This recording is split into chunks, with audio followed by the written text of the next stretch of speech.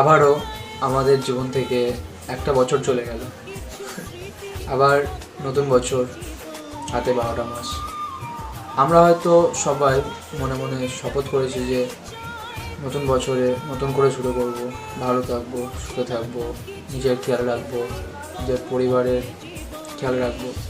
কিন্তু সবাই একটা কথা বলো যে যেসব মানুষের যাদের সে মানুষটা ছিল, যারা ঠিক 2024-এর মতোই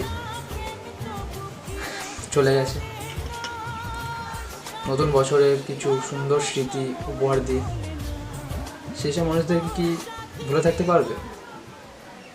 না ভুলে থাকা যাবে? আমার তো মনে হয় না।